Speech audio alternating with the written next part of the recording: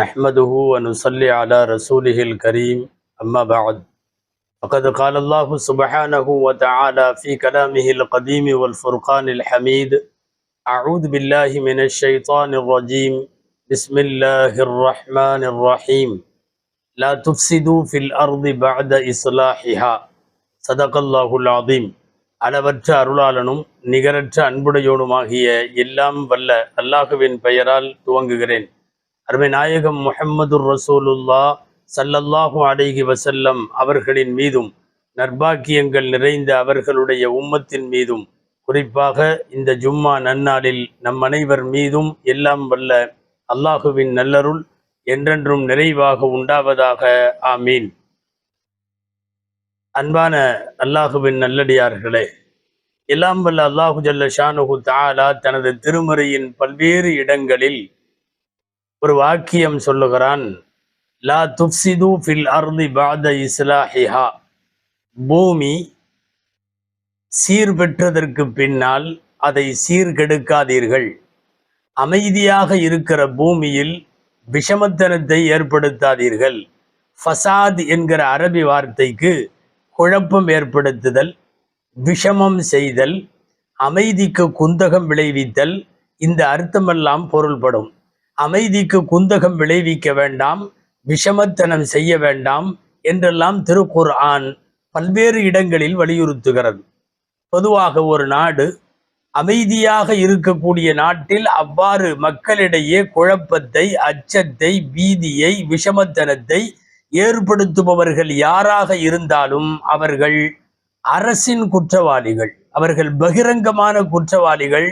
அவர்கள் அடக்கப்பட வேண்டும், அடக்கி வைக்கப்பட வேண்டும். சட்ட ரீதியாக அவர்களின் மீது நடவடிக்கைகள் எடுக்கப்பட வேண்டும். அந்த வரிசையில் பார்க்கிற போது இன்றைக்கு உலகம் முழுக்க இஸ்லாமோபோபியா என்று சொல்லி ஒரு மாயை பரவி இருக்கிறது. இஸ்லாமிய வளர்ச்சி குறித்த ஒரு பயம், இஸ்லாமிய வளர்ச்சியை அபாயமாக சித்தரிக்கிற ஒரு சொல்தான் இஸ்லாமோபோபியா.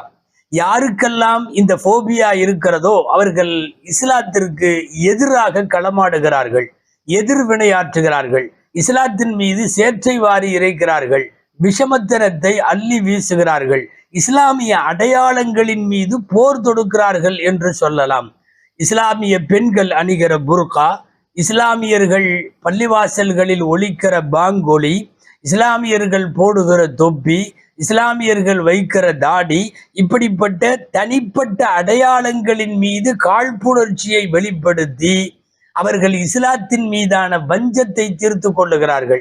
இஸ்லாமிய அடையாளங்களின் மீது எப்போதெல்லாம் விமர்சிக்கப்படுகிறதோ, சேற்றை வாரி இறைக்கப்படுகிறதோ, அவதூறு பேசப்படுகிறதோ, இந்த நேரங்களிலெல்லாம் இஸ்லாமியர்கள் அஞ்சுவது ஒன்றுமில்லை. காரணம், அது மென்மேலும் இஸ்லாமிய வளர்ச்சிக்கு அடிகோலும், அது மேலும் இஸ்லாமிய பரவலுக்கு வழிவகுக்கும் என்பது வரலாற்றை நன்கறிந்த இஸ்லாமியர்களுக்கும் தெரியும்.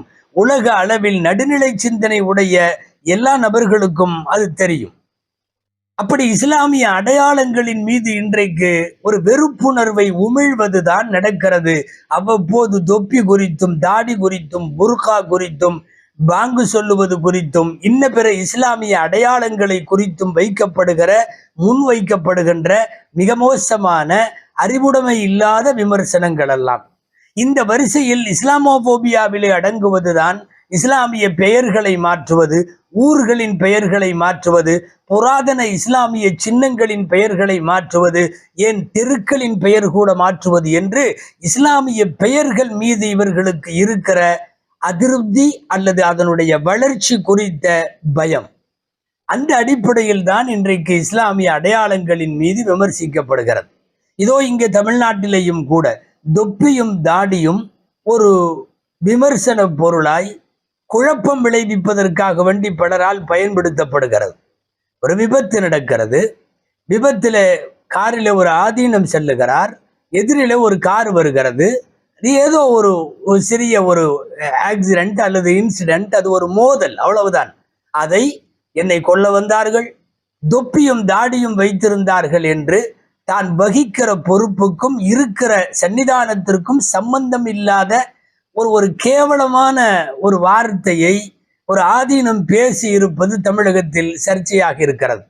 பச்சையாகவே ஒரு மின்னல் வேகத்தில் வரக்கூடிய காரின் உள்ளுக்குள்ளே இருந்தவர் கொலை செய்ய வருகிறார் என்றும், அவர் தொப்பியும் தாடியும் போட்டிருந்தார் என்பதையெல்லாம் கண்ணிமைக்கிற நேரத்தில் இவர்கள் கண்டுபிடித்திருப்பது ஒரு மிகப்பெரிய விந்தை. அன்பானவர்களே, பாசிஸ்டுகள், சர்வாதிகார சிந்தனை உள்ளவர்கள், கொடுங்கோளர்கள், மக்களை வதைக்கிற மாபாவிகளுக்கு சில அடையாளங்கள் இருக்கிறது. அவர்களுக்கென்று சில நடைமுறை தியரிகள் இருக்கிறது. அதுல ஒண்ணு என்ன தெரியுமா?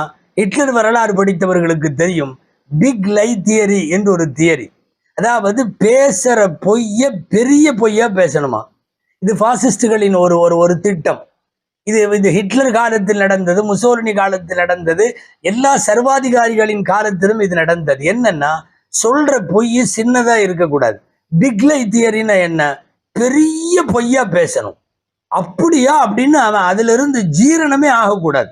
அப்படிப்பட்ட பொய்யை பேச வேண்டும்.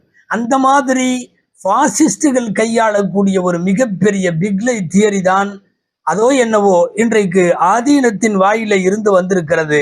அவர் தொப்பியும் தாடியும் வைத்தார்கள், என்னை கொல்ல முன் வந்தார்கள் என்று ஒரு சிறிய விபத்து கூட முழுமையாக நடைபெறாத ஒரு செய்தியை திரித்து பேசியிருக்கிறார் என்பதற்கு பின்னால் நிறைய சிந்தனைகள் யோசிக்க வேண்டியது இருக்கிறது. இவர் சொல்லுகிற தொப்பியும் தாடியும் தெரிந்து கொள்ளுங்கள், அது இந்தியாவில் அமைதியின் அடையாளம். ஒரு புயலின் போது காப்பாற்ற வருகிற அடையாளம் தொப்பியும் தாடியும். ஒரு வெள்ளச்சேதத்தின் போது நிவாரணத்திற்கு வருகிற அடையாளம் தொப்பியும் தாடியும். நீங்கள் குளிரிலே நடுங்கிக் கொண்டு தெருவிலே படுத்திருந்தால், ஆதரவற்றவர்களாக ஆங்காங்கே மடங்களில் தங்கியிருந்தால், உணவு பொட்டலத்தோடு போர்வைகளோடு உங்களை வந்து சந்திக்கிற அடையாளம் தொப்பியும் தாடியும். ஒரு கொரோனாவினுடைய காலத்தில் மக்கள் தடுமாறி கொண்டு ஆங்காங்கே வீதிகளிலும் பிளாட்ஃபார்ம்களிலும் படுத்து கிடந்த போது அவர்களை அரவணைத்தவர்களுக்கு அடையாளம் தொப்பியும் தாடியும். இப்பொழுதும் கூட ஒரு பேரிடர் காலமோ என்ன வெள்ளப்பிரளயமோ சூறாவளி காற்றோ என்ன வந்தாலும் பள்ளிவாசல்களின் கதவுகளை திறந்துவிட்டு சமயங்கள் கடந்து எல்லா மதத்தவர்களும் வந்து உள்ளே தங்குங்கள் என்று பள்ளிவாசல்களை திறந்து விடுகிறவர்களின் அடையாளம் தொப்பியும் தாடியும். நன்கு சொல்ல போனால், நீ பெற்ற மகனும் நீ பெற்ற பிள்ளையும் உன்னுடைய உறவுகளும் கூட உன்னுடைய கொரோனாவில் இறந்து போன சடலத்தை தூக்க முன்வராத போது வாங்கி கொண்டு போய் ஆம்புலன்ஸில் வைத்து 15 அடி குழி தோண்டி மருந்துகளோடு கவசங்களோடு உடையணிந்து கொண்டு உள்ளுக்குள்ளே உன்னை அடக்கம் செய்தவர்கள் உன்னுடைய மத முறைப்படி பிரகாரம் சடங்குகள் செய்து இந்த உலகத்தில் சமயம் கடந்து இறந்தவர்களுக்கான ஈமச்சடங்குகளில் பங்கேற்றவர்களின் அடையாளம் தொப்பியும் தாடியும்.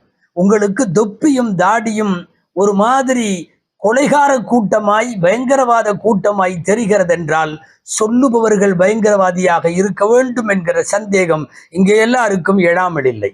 அன்பானவர்களே, ஒரு மிகப்பெரிய பொறுப்பு வகிக்கிற ஒரு ஆதீனத்தின் வாயில் இப்படி ஒரு வாய் வரலாமா? இப்படி ஒரு வார்த்தை வரலாமா? நீங்கள் தெரிந்து கொள்ள வேண்டும், சோழர்கள் காலத்தில் ஏற்படுத்தப்பட்டது ஆதீனங்கள் எல்லாம். ஆதீனங்கள் நாடு முழுக்க இருக்க ஆதீனங்கள் எல்லாம், அது எந்த ஊர் ஆதீனங்களாக இருக்கட்டும், ஆதீனங்கள் ஏற்படுத்தப்பட்டது எதற்கு தெரியுமா? தமிழ் வளர்ச்சிக்காக, தமிழ் மொழியின் தொண்டாற்றுவதற்காக, தமிழ் மொழியின் மூலம் வழிபாட்டை தூக்கி பிடிப்பதற்காக, இதற்குத்தான் அர்ச்சனை உட்பட தமிழில் முன்னெடுப்பதற்காக, இதற்குத்தான் ஆதீனங்கள் தோற்றுவிக்கப்பட்டது. இதுவரைக்கும் தமிழ்நாட்டில் ஆதீனங்களின் மீது மிக மோசமான வன்மம் கக்குகிற குற்றச்சாட்டுகள் எதுவும் இல்லை. குன்றக்குடி அடிகளாரை தமிழ்நாட்டு மேடைகளிலே பார்த்தோம். சமய நல்லிணக்க மேடைகளிலெல்லாம் அவர் இருப்பார், மீலாது மேடைகளில் இருப்பார், கிறிஸ்துமஸ் பெருவிழாக்களின் மேடைகளிலே இருப்பார், இந்து சமயங்களினுடைய கோவில் விசேஷங்களிலே இருப்பார், எல்லாவற்றிலும் இருப்பார். அந்த ஆதீனங்கள் எல்லாம் சமய நல்லிணக்கத்தின் அடையாளமாய் திகழ்ந்தார்கள்.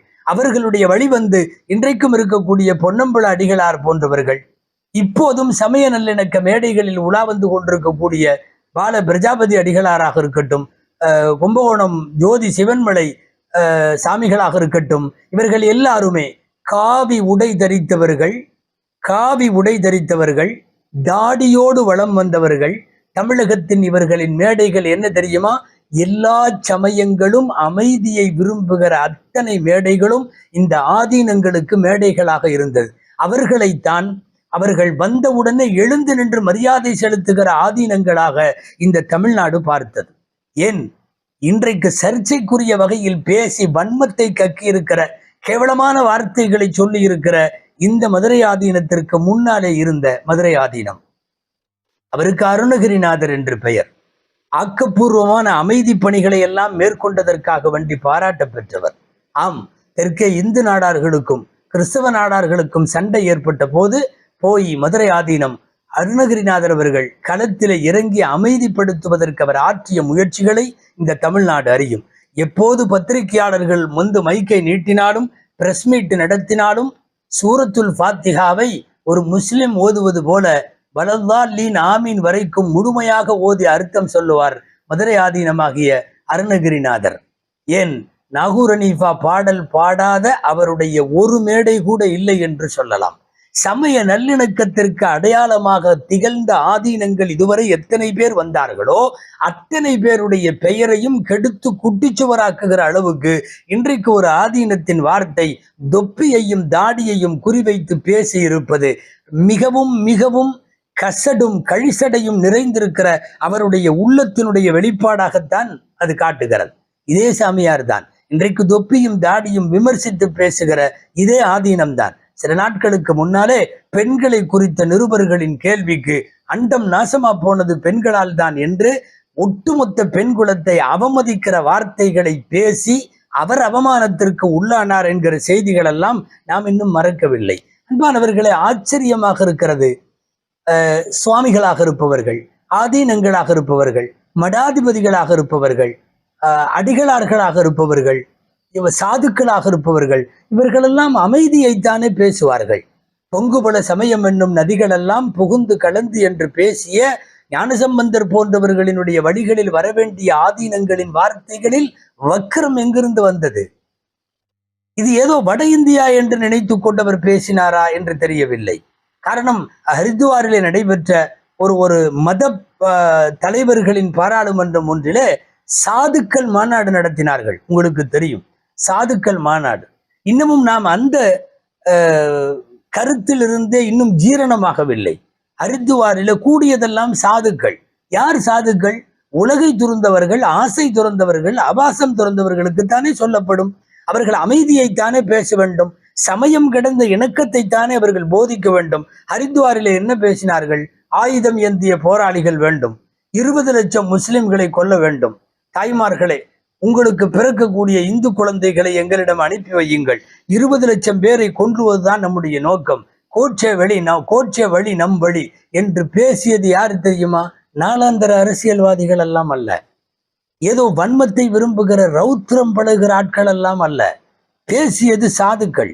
ஆச்சரியமாக இருக்கிறது. சமய தலைவர்கள் இப்படி பேச ஆரம்பித்தால், சமய தலைவர்கள் ஒரு குறிப்பிட்ட மத அடையாளத்தை சொல்லி விமர்சிக்க ஆரம்பித்து விட்டால் இந்த வழி எங்கே போகும்? யாராவது வேற ஒருவர் அவர் தாக்கப்படுக, ஆமா என்னை தாக்க வந்தவர் சிலுவை அணிந்திருந்தார் அப்படின்னு ஒருத்தர் சொன்னா, இல்லை என்னை தாக்க வந்தவர் பூணூல் போட்டிருந்தார் அப்படின்னு ஒருத்தர் சொன்னா, என்னை தாக்க வந்தவர் சீக்கியர் அவர் டர்பன் அணிந்திருந்தார் என்று சொன்னால், தொப்பியும் தாடியும் பூணூலும் டர்பனும் சிலுவையும் இதுவெல்லாம் அந்தந்த மதத்தின் குறியீடுகள். நீங்கள் ஏன் வன்மத்தை பரப்புவதற்கு அந்த குறியீடுகளை கையில் எடுக்கிறீர்கள்? பூணூல் செய்தவன் என்னை கொல்ல வந்தான் என்று சொன்னால் எத்தனை பேரின் உள்ளமதிலே பாதிக்கப்படும்? அப்படித்தானே தொப்பியும் தாடியும் வைத்திருப்பது இந்த நாட்டில் அமைதியின் அடையாளம் என்பதை நீங்கள் புரிந்து கொள்ள வேண்டும். அன்பானவர்களே, எங்களினுடைய உயிரினும் மேலான மஸ்ஜிதுகள், குறிப்பாக பாபர் மஸ்ஜித் இடிக்கப்பட்ட போது அது எங்களுக்கு சார்ந்ததல்ல, அது கோவில்தான் என்று தீர்ப்பு வழங்கப்பட்ட போது இது போன்ற நேரங்களிலெல்லாம் மௌனத்தை முஸ்லிம் சமுதாயத்திடத்தில் ஏற்படுத்தியது தொப்பிகளும் தாடிகளும். நீ சொல்லுகிற தொப்பி தாடி வன்மத்தின் அடையாளம் அல்ல, அமைதியின் அடையாளம்.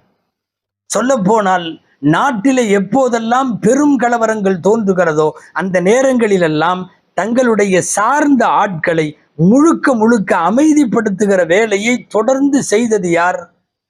அமைதிப்படுத்துகிற வேலை செய்தது தொப்பிகளும் தாடிகளும்.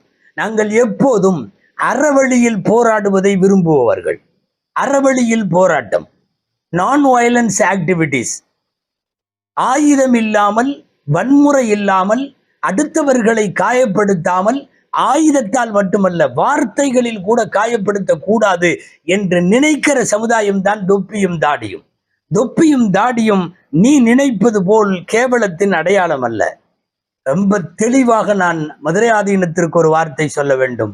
ஒருவேளை யாராவது ஏதாவது ஒரு கார் மோதி இருந்து சென்னை திருச்சி நெடுஞ்சாலையில் உங்களுடைய காரில் நீங்கள் அடிபட்டு கிடந்திருந்தால் சத்தியமிட்டு சொல்லுகிறோம், உங்களை வந்து காப்பாற்றி சிகிச்சைக்கு இழுத்து செல்லுவதில் முதலில் நிற்பவன் தொப்பியும் தாடியுமாகத்தான் இருக்கும். நாங்கள் அபயக்குரல் எழுப்புகிறவனுக்கெல்லாம் பாதுகாப்பு தர வேண்டும் என்கிற நபிகள் நாயகத்தின் வழி வந்தவர்கள். நீயோ மற்றவனோ அல்ல, அவன் எந்த மதம் என்றல்ல, எந்த சமயம் என்றல்ல, ஆபத்திற்காக வேண்டி எவனெல்லாம் எந்த இடத்திலெல்லாம் அபயக்குரல் எழுப்புகிறானோ அவனுக்கு போய் உதவி செய்வதும் பாதுகாப்பு தருவதும் அடைக்கலம் தருவதும் அவன் அபாயத்தை நீக்கி வைப்பதும் மனித குலத்திற்கு நபிகள் நாயகம் ஸல்லல்லாஹு அலைஹி வஸல்லம் சொல்லி தந்த செயல். நீங்கள் அடிபட்டிருந்தால் கூட உங்களை தொப்பியும் தாடியும் தான் காப்பாற்றி இருக்கும். ஒரு தொப்பி தாடி என்ன கொலை செய்ய வந்தாங்கன்னு சொல்ற ஆதீனத்திற்கு வெட்கம் வேண்டாமா? முதல்ல விபத்து குறித்து காவல்துறை வெளியிட்டிருக்கிற சிசிடிவி காட்சிகளுக்கு பின்னால் ஏறத்தாழ காரி துப்பாத குறைதான் தமிழகத்தில். அந்த அளவிற்கு ஒரு ஆதீனம் இன்றைக்கு வாங்கி கட்டியிருக்கிறார். லாஜிக் வேண்டாமா? இவர்கள் ஃபார்ச்சுனர் காரிலே போவார்களாம், எதிரிலே தொப்பியும் தாடியும் போட்டு மோத வந்தவன் மாருதி 800 வருவானாம். ஒரு 800 மோதி ஒரு ஃபார்ச்சுனரிலே கொலை முயற்சி என்பது சொல்லுவது ஒரு லாஜிக்காகவாவது இருக்க வேண்டாமா? மற்றவர்களுக்கு அது எப்படி அவர்கள் புரிந்து கொள்ளுவார்கள் என்பது தெரிய வேண்டாமா? திருக்குர்ஆனுடைய ஒரே ஒரு வசனத்தை சொல்லி நிறைவு செய்கிறேன். எல்லாம் வல்ல அல்லாஹ் திருக்குர்ஆனிலே சொல்லுகிறான், இன்ஜாஅக்கும் ஃபாஸிகும் பினபஇன், யாராவது ஒரு பாவி ஒரு செய்தியை சொன்னால், ஃபதபையனு அன் துஸீபு கௌமன் பிஜஹாலா, தெரியாமலேயே ஒரு கூட்டத்தாரின் மீது நீங்கள் பாய்வதற்கு முன்னால் நீங்கள் முதலில் தெளிவுபடுத்திக் கொள்ளுங்கள். சொன்ன பாவி சரியாக சொன்னானா? இங்கே சொன்ன நபர் என்று வரவில்லை. குர்ஆன்ல வாக்கியமே அப்படித்தான் வருது. ஃபாஸிக்னா பாவின்னு அர்த்தம். ஒரு பாவி செய்தி சொல்லுகிற போது அந்த பாவியின் செய்தியால் நீங்கள் ஒரு கூட்டத்தாரின் மீது பாய்ந்து விடாதீர்கள். ஃபதுஸ்பிஹு அலா மா ஃபஅல்தும் நாதிமீன், அவ்வாறு இந்த பாவிகளின் பேச்சை கேட்டு நீங்கள் செயல்பட்டால் நீங்கள் கைசேதமானவர்களாக ஆகுவீர்கள் என்று திருக்குர்ஆன் எச்சரிக்கிற வார்த்தையை இந்த நாட்டினுடைய வெகுஜன மக்களுக்கும், சமயம் கடந்த மனித நேயத்தை விரும்புகிற மனிதர்களுக்கும், சமூக அக்கறை கொண்ட ஆர்வலர்களுக்கும், ஏன் தமிழக அரசு மற்றும் சட்டம் ஒழுங்கு நீதி பரிபாலனத்தை சார்ந்த அத்தனை பேருக்கும் அவர்களுக்கு உண்மையாகவே மிகவும் பணிந்து அவர்களிடத்தில் முன்வைக்கிறோம். இப்படிப்பட்ட விஷமத்தனமான கருத்துக்களை பரப்புவர்கள் மீது சட்ட ரீதியான நடவடிக்கை எடுக்க வேண்டும். தமிழகம் எப்போதும் அமைதி பூங்கா. இந்துக்கள், முஸ்லிம்கள், கிறிஸ்தவர்கள் எல்லாம் சகோதரர்கள். அவர்களின் மத அடையாளத்தை சொல்லி வன்மத்தை ஏற்படுத்துகிற ஒருவர் அடக்கி வைக்கப்பட வேண்டும் அல்லது அப்புறப்படுத்தப்பட வேண்டும் என்கிற செய்தியை தமிழக எல்லா சமயத்தினுடைய மக்களுக்கும் கொண்டு போய் சேர்க்க வேண்டிய பொறுப்பு இன்றைக்கு நமக்கு உண்டு. எல்லாம் வல்ல இறைவன் விஷமிகளின் வாயிலிருந்து வெளிப்படுகிற வன்மத்தனமான வார்த்தைகளிலே இருந்து ஒட்டுமொத்த தமிழக சமுதாயங்களை, தமிழ்நாட்டிலே வாழக்கூடிய மக்களை அமைதியை கொடுத்து இறைவன் பாதுகாத்து அருள்வானாக. ஆமீன். وآخر دعوانا أن الحمد لله رب العالمين. السلام عليكم ورحمة الله وبركاته.